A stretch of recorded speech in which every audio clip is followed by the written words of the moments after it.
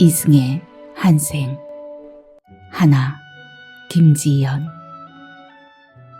바람의 일렁임도 없는데 고색 창연한 단청 지붕의 모서리에 매달린 풍경이 운다. 보석알이 부딪히면 저런 소리를 낼까 싶은 청명한 울림이 귓속을 간지럽힌다. 아니다. 예리한 금속의 입자들이 서로 스치며 재그러운 소리로 형성되어 심장 깊숙이 파고드는 것 같다. 아프다. 산사의 조교함이 죽음처럼 깊어져서 일상의 풍경 소리가 미묘한 울림으로 다가드는 것인가. 쇠복 노인은 헤아려 본다. 코 속으로 스며드는 분향 내음 역시 유별하다.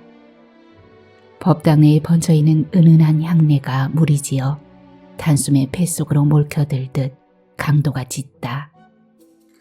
폐장으로 흡입된 향이 염통으로 직입된 것처럼 명지 끝에 심장깨가 연신 저리고 아리다. 그러나 심장통의 감각도 서서히 무디어져 간다. 그만 가시오. 이승의 한은 내세에 가서 푸시오.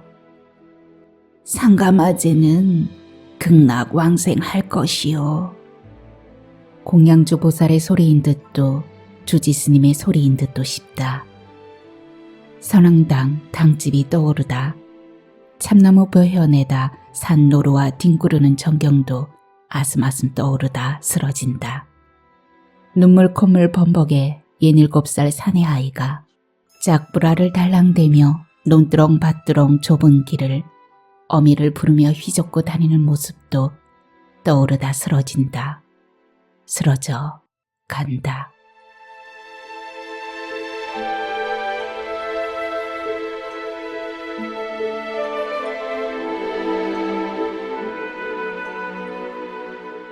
(1940년) 늦봄 한나절. 샛노란 햇살이 무더기로 쏟아지는 토담 아래에서 세봉이 때에 절은 누비 저고리를 벗어 이를 잡기 시작한다. 사철 입는 단벌의 누더기 저고리였지만 무명 속에 솜을 넣어 꼼꼼히 손으로 누벼지은 겨울 입성이다. 햇살 좋은 날 이 잡을 때 외에는 봄, 가을, 겨울 내내 입고 자고 놀던 저고리를 이날은 벗어버리기로 작정하고 흙담장 아래에 퍼지르고 앉은 것이다. 9살의 세봉에게 여름에는 옷이 필요 없었다. 벌거숭이로 산이나 개울이나 들판으로 쏘다니지만 동네의 고만고만한 아이들도 여름에는 거의 모두 그렇게 벗고 살았다. 이제 누비저고리는 여름을 지나 선선한 바람이 몸을 오싹해 하는 가을부터나 입을 것이다. 1년에 딱 한 번 옷을 씻는 날도 바로 벗는 날이었는데 그는 그냥 냇가로 들고 가지 않는다. 겨우내 그의 살 속 피를 먹고 탱탱해진 이나 석회를 전몰시키고야 물속에 담글 작정이었다. 물속에 오래 불려두거나 햇살에 바짝 말려버리면 보담도 옷을 빨아먹을 살이 없으니 굶어 죽겠지만 그러고 싶지 않았다. 세봉은 이 잡기를 좋아했다. 누비옷 훔친 켜커이 숨어있는 허옇게 살찐 이를 끌어내어 양 엄지 손톱으로 톡 터뜨려 죽이는 맛이 기막히게 재미있었던 것이다. 네가 내 살 먹고 살아남을 줄 알았더냐? 얼마나 처먹었으며 멧돼지가 똥장군 같아가지고. 어라이? 이놈아 콱 대져라. 아이고 새카레도 엄청나게 까놨네. 미연반 맨키로 송알송알 싸질러 놨대. 세봉은 이음새가 많은 저고리의 겨드랑 편을 뒤집으며 함성을 내지른다. 엄지의 두 손톱에는 핏물과 이의 살점들이 묻어있고 석회의 무더기도 손톱으로 모두어 터뜨린다. 톡톡톡 이의 뱃살 터지는 소리보다 석회의 몸통 터지는 똑똑똑 소리가 더 재미있어 몸을 흔들며 키들거린다. 아이고 산돼지 같은 시커먼 머리니도 있네. 옷에는 회색이만 있어야지 머리니가 와 있노? 그런데 이상단 말이다. 흰 옷에는 와 흰 이만 있고 까만 머리에는 와 까만이가 살제. 석칼에는 머리고 옷에고 다 하얗던데. 세봉이 고개를 가웃거리며 킬킬 웃는다. 그러다 머리를 박박 긁는다. 머릿속이 스멀거리기 시작한 것이다. 그는 누빈 저고리를 흙바닥에 활짝 펼치고 깎지 않아 기미까지 산발한 머릿속에 10손가락을 넣어 박박 긁으면서 털어내기 시작한다.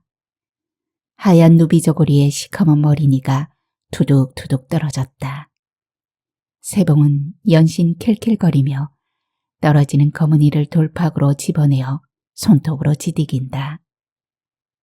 내가 묵은 게 뭐 있다고. 니놈들이 대가리와 몸띠에 악착같이 들러붙어 피를 빠느냐 말이다. 죽어봐라. 이놈아, 죽어봐라. 울긋불긋 색실과 헝겊 조각이 둘러쳐진 선악나무 위에서 느닷없이 까마귀가 우러젖혔다. 머리털을 털어내던 세봉이 고개를 쳐들며 이놈의 재수없는 까마귀야. 내가 이 죽인 깸에 섭다고 곡하나? 울어라, 울어라. 소리친다.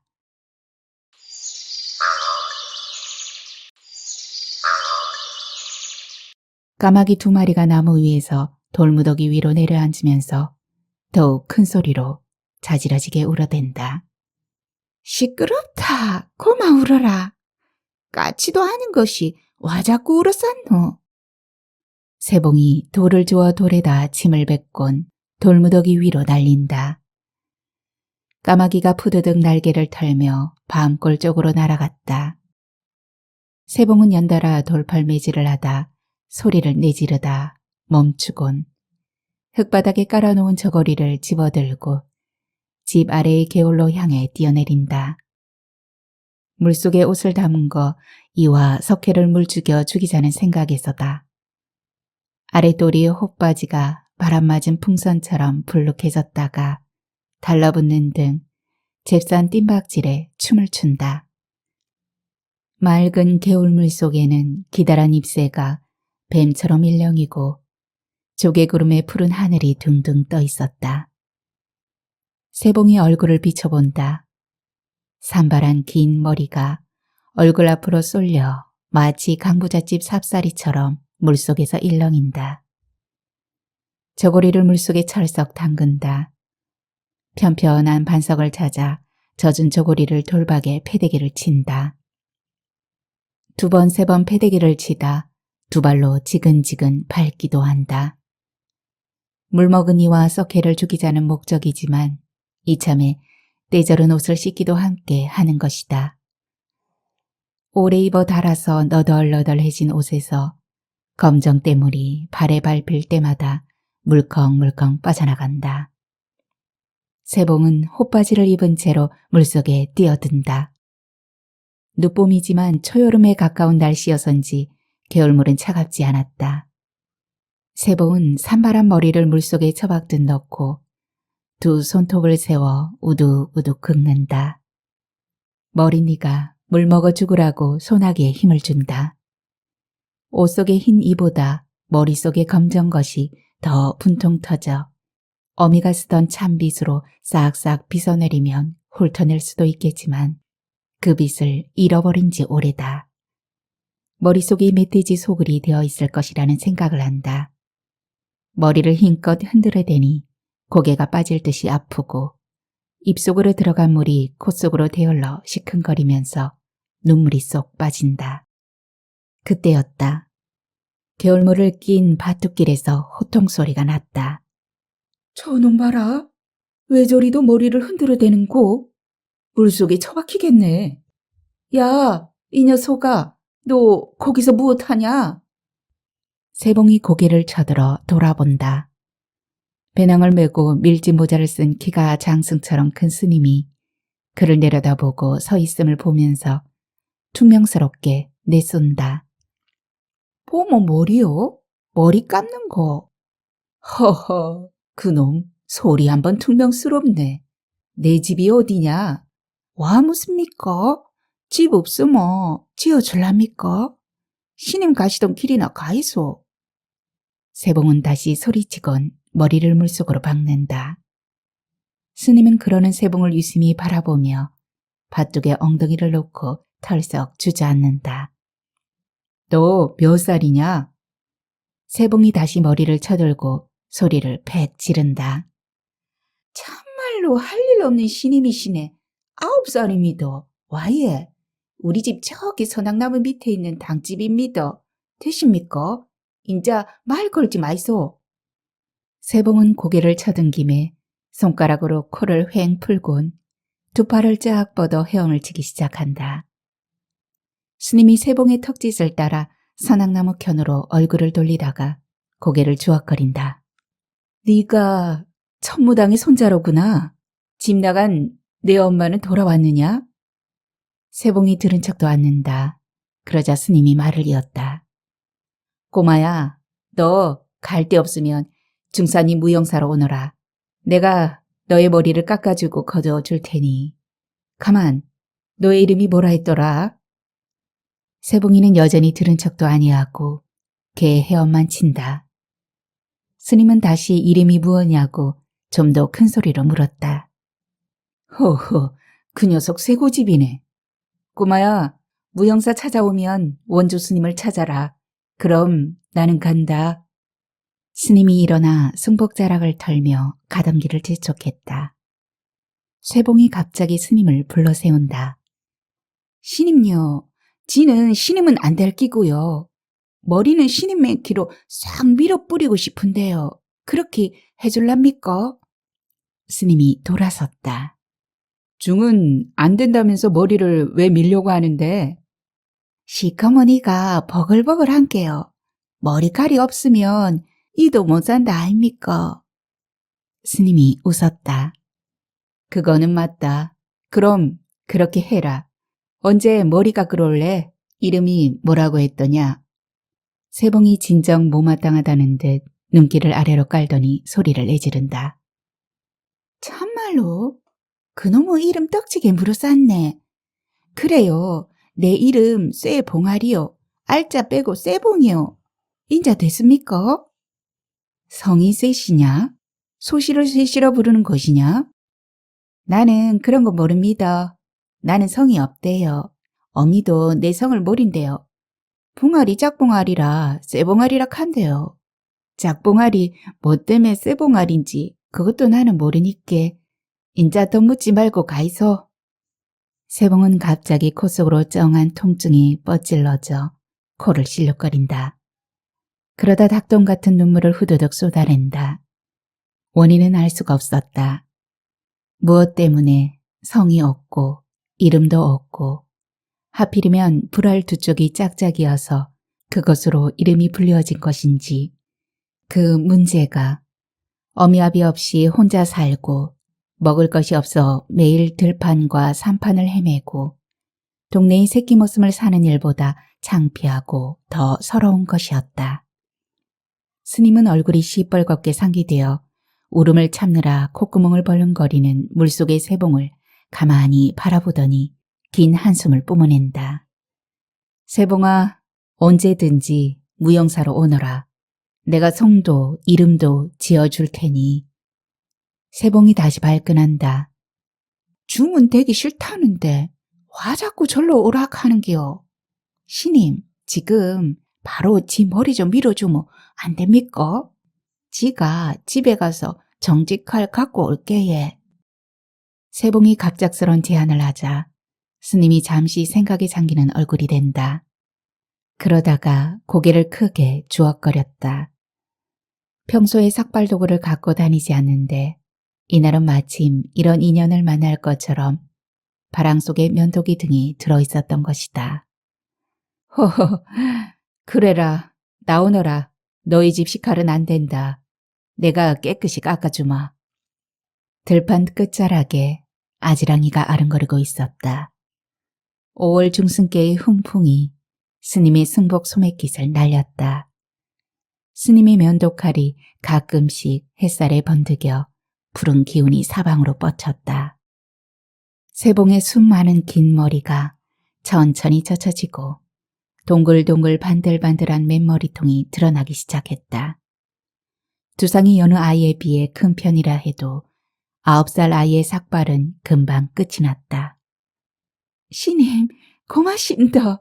밤이고 낮이고 너무 근지러워서 살 수가 없었던 기라예. 머리가 길어서 눈도 찌르고 더웠는데 너무 시원합니다. 숱이 많아도 머리가 무거운 줄은 몰랐는데 깎고 나니까 너무 가벼워서 날아갈 것 같습니다. 세봉이 연신 두 손으로 두상을 만지면서 즐거워했다. 팔짝팔짝 깸작을 뛰기도 했다.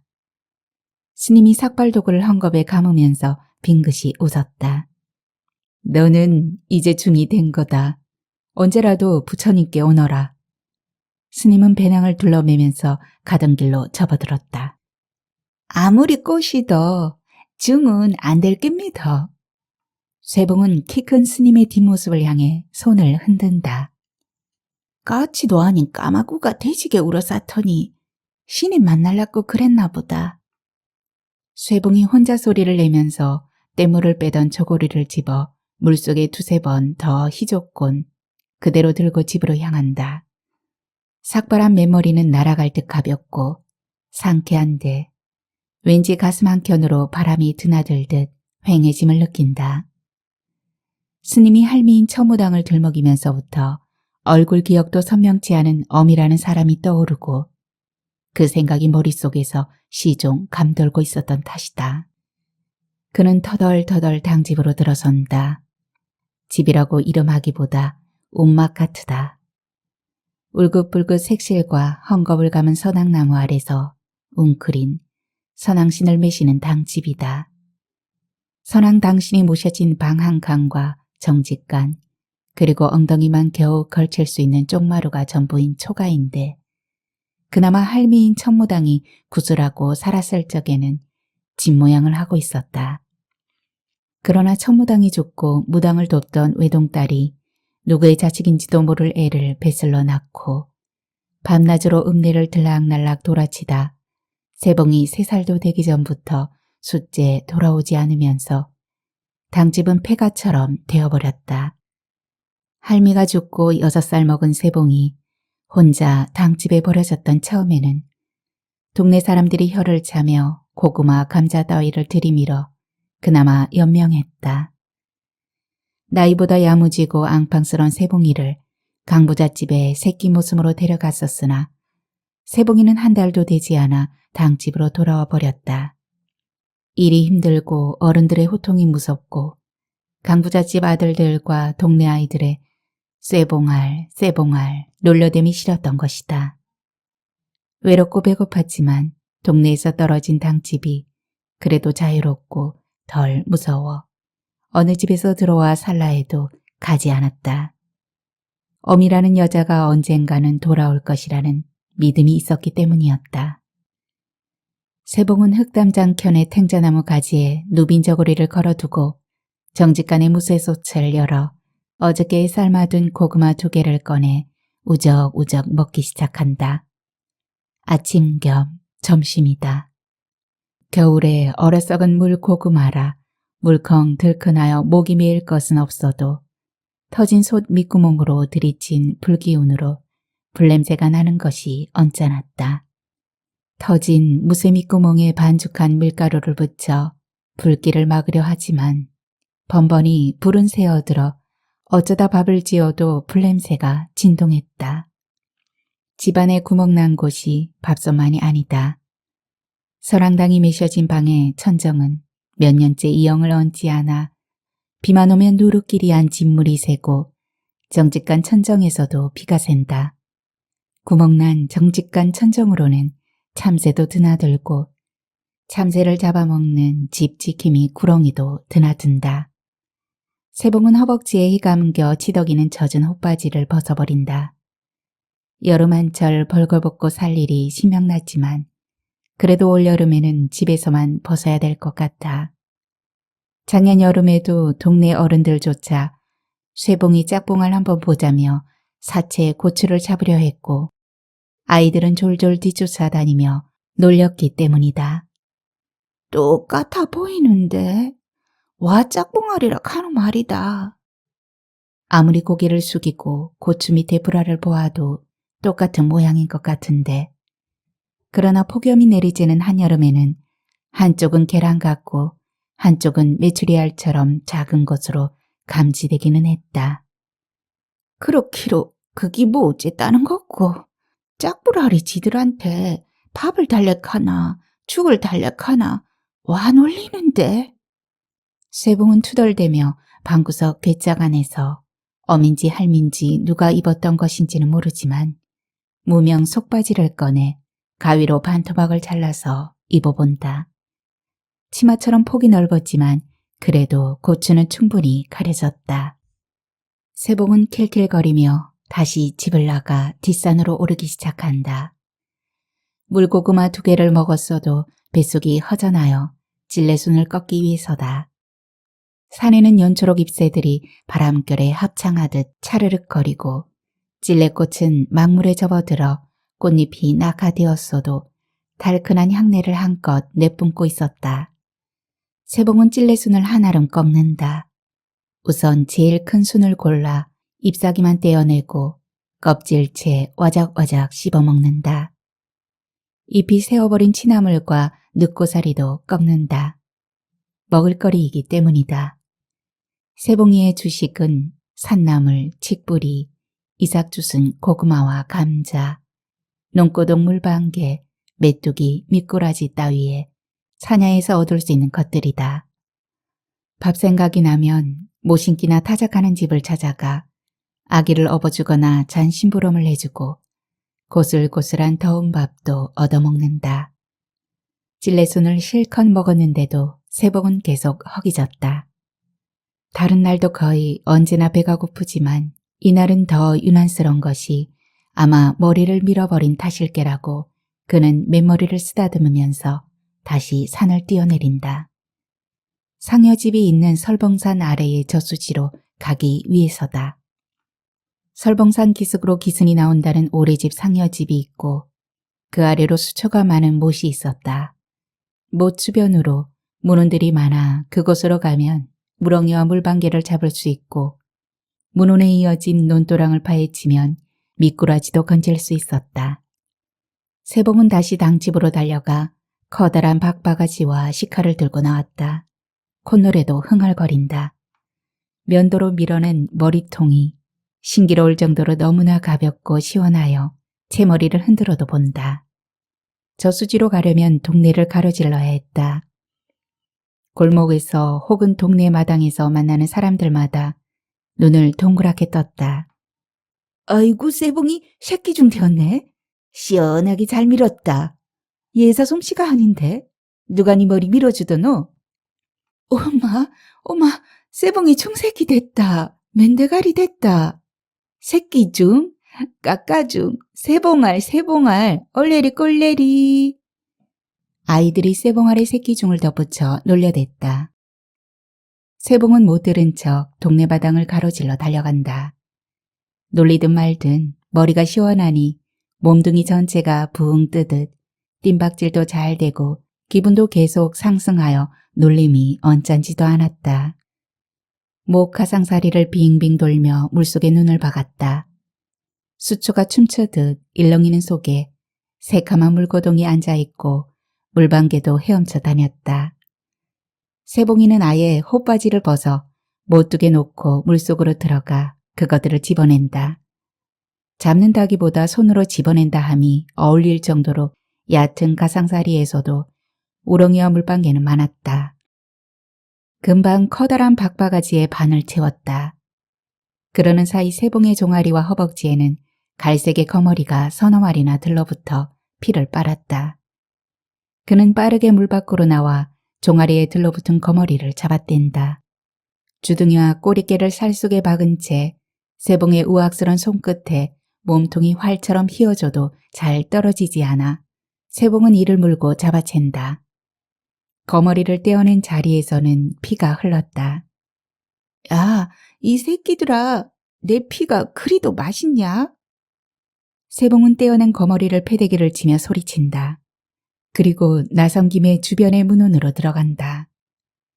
다른 논에는 이미 모짜리를 만들었는데 이곳 문혼들은 작년 벼 베어낸 자리 그대로였다. 세봉은 이 빠지고 녹슬은 식칼을 휘두르기 시작한다. 다시 신바람이 오르기 시작했다. 벼 베어낸 자국의 옆으로 빗금치듯 금간 곳을 살펴보면 구멍처럼 훔친 데가 있고 그 구멍에 칼끝을 찔러보면 따글따글 소리가 났다. 우렁이가 있다는 신호였다. 그러면 훔친 곳 주변을 식칼로 뒤집었고 거기에는 어김없이 농고동 너댓 마리가 보물처럼 붉어졌다.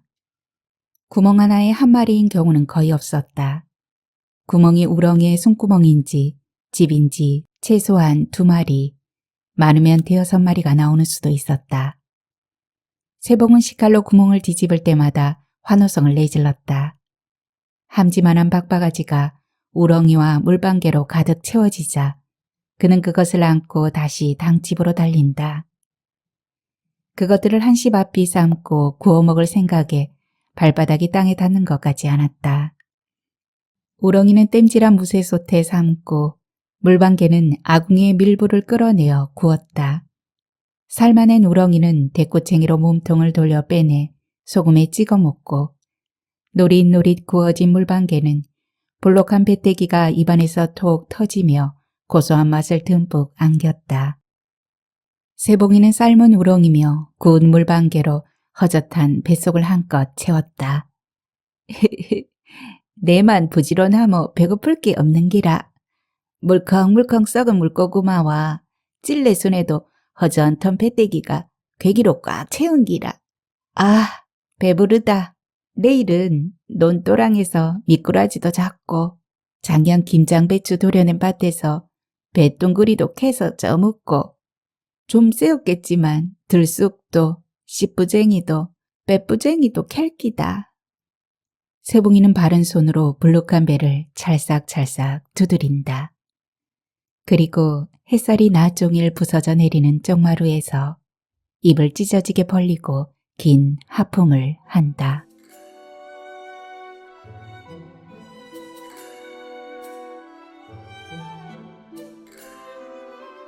세봉이 지리산 대원사를 찾아든 것은 14살적. 사람들은 해방이 되었다고 희낙낙 모두들 들떠 흥분했으나 세봉은 해방이 무엇인지 영문을 알지 못했다. 다만 동네에서 효험없는 선악나무를 제거하고 무허가의 당집을 없앤다는 소문이 떠돌아 그는 9살적 냇가에서 머리를 밀어준 중산이 무영사의 원주 스님을 찾아갔다. 그러나 스님은 강원도 운지사로 떠나고 없었고 무영사의 주지승은 세봉을 쉽게 받아들이지 않았다.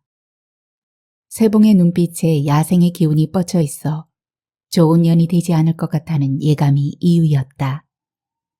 세봉은 다시 지리산의 여승 암자인 대원사로 찾아들어 사찰의 살림과 농사를 관장하는 상감 겸 절모슴으로 안착했다.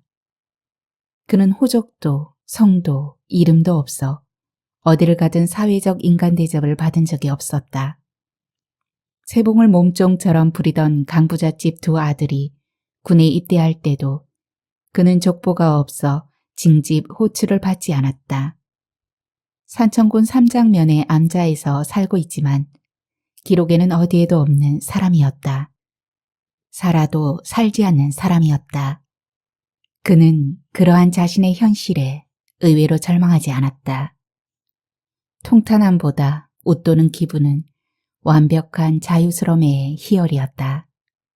울창한 숲속에 수만 그루 나무 중에 한 그루 나무가 자신이라고 생각했다.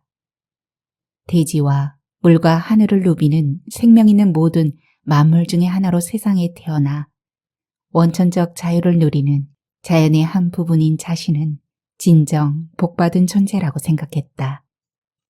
나무는 땅속에 박혀 있어 그곳에서만 삶을 다하고 산동물은 자유롭게 말을 하지 못하며 불공 올리려 찾아오는 수많은 중생들의 사연은 하나같이 제도권에 기인된 인생극으로 단안하고 고달퍼 보였기 때문이다.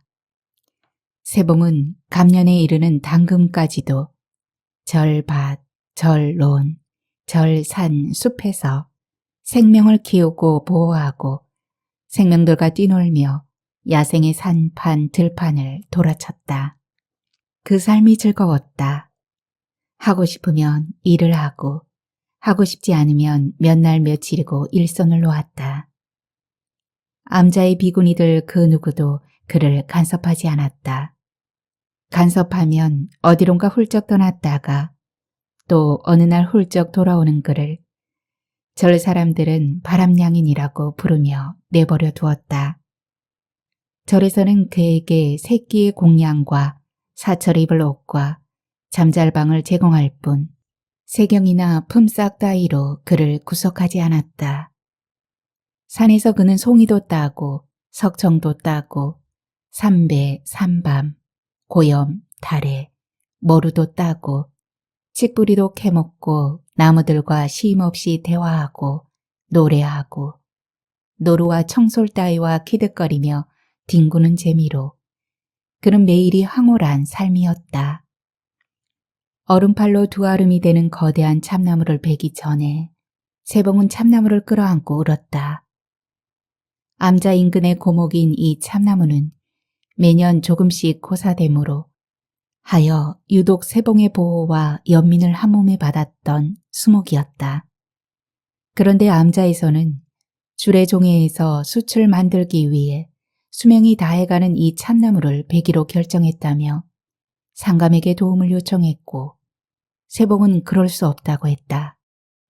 그러나 총무스님을 비롯한 암자의 모든 비구니들이 숯을 만들어야 하는 힘든 상황을 설명하며 간절하게 소망하여 그는 어쩔 수 없이 그들의 청을 들어주기로 했다. 세봉은 태풍에 반쯤 기울어진 노후한 참나무의 밑자락을 새톱으로 베며 연신 미안하다는 말을 읊조렸다. 그리고 참나무가 뿌지직 뿌지직 비명 지르듯 무너지는 소리를 들으면서 그도 나무와 함께 무너졌다. 참나무가 쓰러지는 방향의 격가지에 머리를 심하게 부딪히면서 그는 낙엽이 지북한 곳에 몸을 놓아버린 것이다.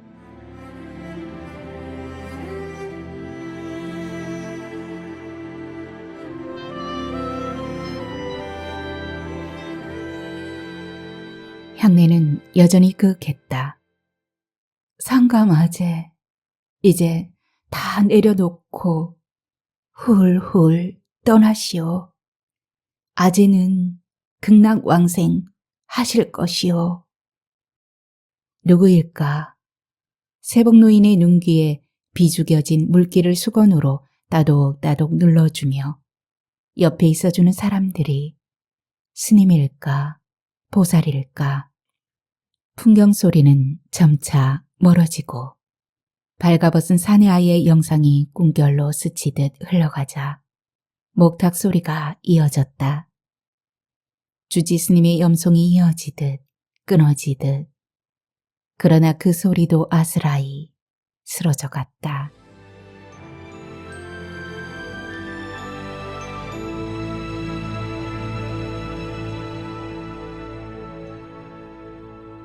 안녕하세요. 하루하루 소리를 담다 하소담입니다. 오늘은 소설 낭독을 끝내고 인사드립니다. 오늘 낭독해드린 이승의 한생 하나는 27명의 제자들이 올해로 8순을 맞은 김지연 작가님에게 헌정 문집으로 엮은 이승의 한생 소설집에 실린 소설입니다. 작가님은 1964년 여성지 소설 신인상과 신춘 문예의 소설이 당선되면서 60여 년 동안 문학의 여정을 걸어오신 분이신데요. 37권의 소설을 출간하면서 화려한 이력을 소유하고 계십니다. 버릴 것 하나 없는 평범하고 소중한 날들이 오늘따라 더욱 소중한 것임을 생각하게 하는 소설이었습니다. 반가운 음성으로 흔쾌히 소설 낭독을 허락해 주시고요. 건강한 목소리를 들려주셔서 참 좋았습니다. 감사드립니다. 이승의 한생 둘은 다음 시간에 들려드리겠습니다. 편안한 시간 되세요. 감사합니다.